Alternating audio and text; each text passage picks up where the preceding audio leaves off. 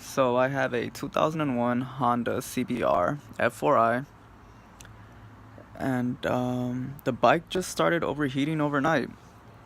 Checked all the hoses, everything was good. I had enough coolant. Everything seemed like it was, running fine. The radiator itself, excuse me, seemed a bit corroded and so forth.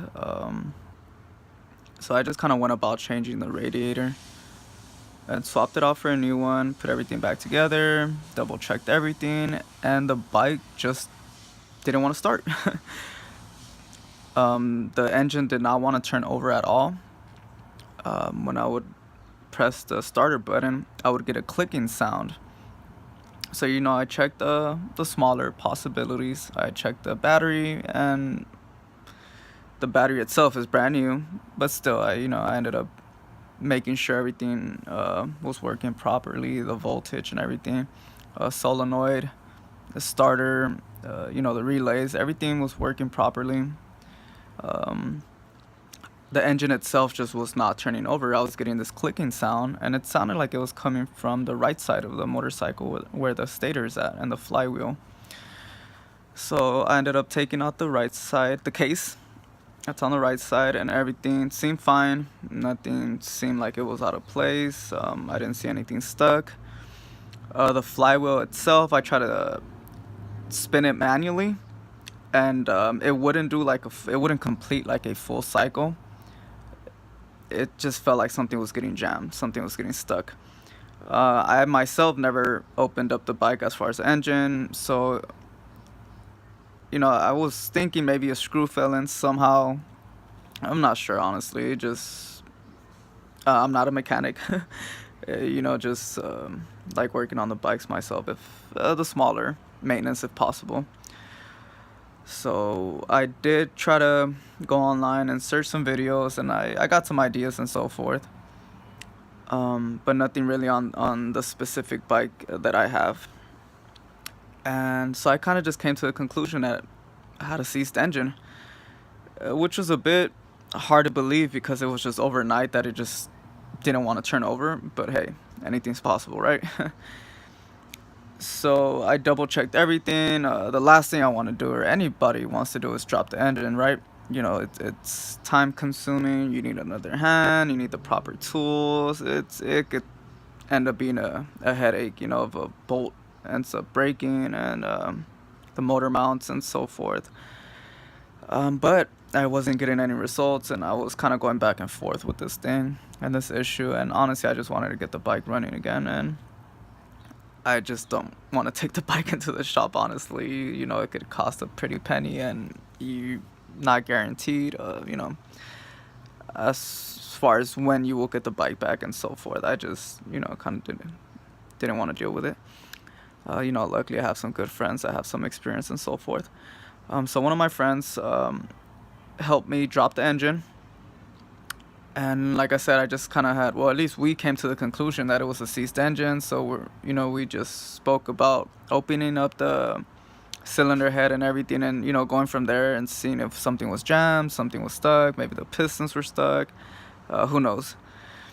So we just started off with the top of the engine, the cylinder head and everything, and we came across, which is this part right here. This is the original part that was on the engine, and this is the timing chain guide. And let me see if I could get some better lighting. There we go. And as you can tell, it's pretty chewed up. This part is broken.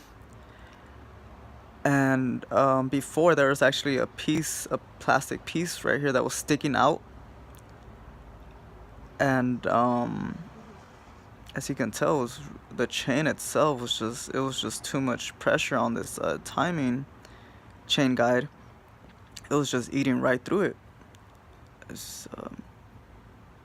was pretty much ready to go through this guide. And what I am thinking is that the chain itself was getting stuck on the piece that was sticking out, and it wasn't aligned that the chain to do its proper function. It wasn't aligned to spin properly. or completed cycle, it was just getting jammed right here. And like I said, the flywheel itself, when I was manually spinning it, I couldn't complete the cycle. It was just getting jammed. So I ended up ordering another part, a used part, but it looks like it's in good condition. So I'm gonna compare the two parts so you guys have an idea of exactly what happened. So as you can tell, that part is broken. It yeah, broke off. And this is the new part I just received. And as you can tell, this one is not chewed up at all. I mean, it looks like a pretty good part.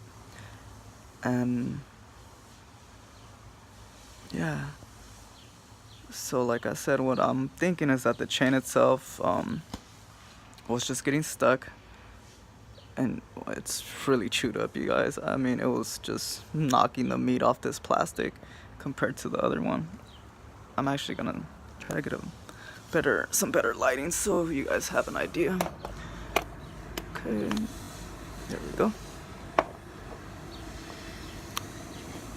So I'm gonna compare both of them. So this one has a good amount of meat as far as the plastic, and this one was just chewed up. And like I said, there was a piece of plastic that I myself just ended up just taking off, but it was sticking out of this corner. As you can tell, it's missing a nice chunk right there. And I believe that's what it wasn't allowing the chain to properly spin. It was getting stuck right here in this corner on the plastic piece that was sticking out before. And yeah, so we're gonna try to swap out this part, put in the new one, and hopefully everything goes well. And like I said, this is the timing chain guide. So if you guys ever come across an issue where you might think the engine is seized, I mean, it possibly can be, but this could be another issue. And it's the headache would be dropping the engine. This part isn't really too hard to change or fix, but I will be making another video on updating the process and seeing if the engine turns over, and kind of go from there. Hopefully this helps out you guys if you guys ever come across the same issue. Like I said, the bike was kind of overheating, and I'm assuming this was causing the bike to overheat because the chain was just it was just too much pressure on this guide. It was just chewing everything up. And I should have mentioned this in the beginning of the video, so sorry you guys. I did tighten the cam tensioner, and I might have made the mistake of over tightening it, and I believe that's what kind of caused this whole problem, or it was already just chewed up and so forth. I'm not sure, to be honest, you guys. So when you guys do tighten your cam tensioner, always be careful, make sure you don't over tighten it. And yeah, so as you can tell, comparing both of them, this one's already done, and this one looks smooth. It has a nice amount of plastic and meat on it, if you will. Here we go, better angle. And yeah, and the only reason I didn't record the previous steps as far as dropping the engine and so forth is just because I honestly just wasn't planning on making a video about this. But I wasn't able to find anything online or on YouTube related to this specific problem that I am having.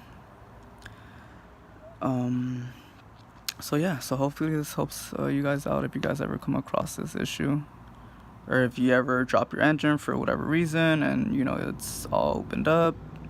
Check your timing chain guides. If they seem a bit worn out, maybe it's time to change them, and you could avoid this problem in the future. I got this used part for like $20 on eBay, and it's in really good condition. Brand new, honestly, it was about $50-$60, which I just didn't feel like spending. So yeah, and like I said in the beginning of the video, this is for a 2001 Honda CBR f4i, and I hope this helps you guys out. If you guys have any questions or comments, just comment below and I will try to get back to you guys as soon as possible. And I will be making another video on the update once we swap out this part and put everything back together, put the engine back on the frame, so forth. And it might take a little bit of time, but it's okay. I'm not in a rush. I'm actually glad that I was able to find, if I'm not mistaken, if I'm hoping this was the problem right here, which I'm like 90% sure it was, because like I mentioned earlier, I wasn't able to spin the flywheel at all. And once I removed this part, the engine just, or as far as the timing chain and the flywheel, I was able to spin it freely towards the left and towards the right without any issues. So I'm pretty sure this was just, it was causing the problem and so forth. So yeah, you guys have a good one.